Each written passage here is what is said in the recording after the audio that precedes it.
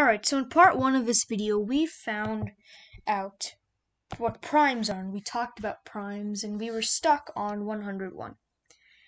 Now, we were trying to find out if 101 is prime or not, and I think you probably know the answer, but it's prime.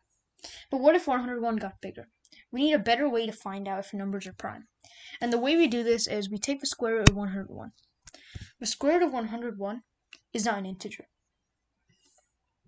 Now, let's go to 100. The square root of 100 is 10. This means 10 squared is less than 101. And this means that 11 squared is greater than 101, because 11 squared is 121.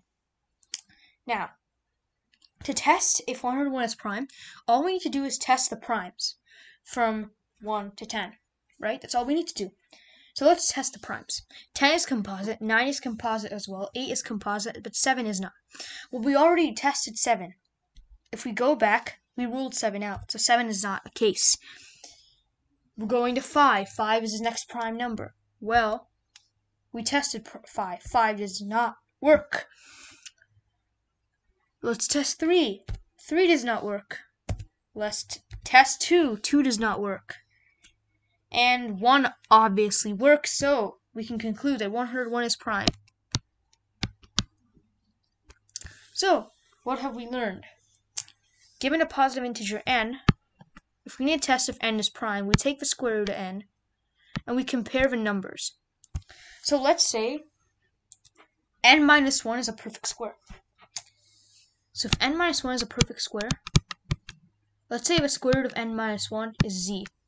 This tells us that z is less than n, and whatever is greater than that, let's say that's x. We have z and x. We don't need to consider x. We only need to consider every single positive real integer from z, from 1 to z. Because that's what we're going to, and we need to test every single prime from 1 to z. So that's how you test if any number is prime. Hopefully this video is helpful, and yeah, that's testing if a number is prime.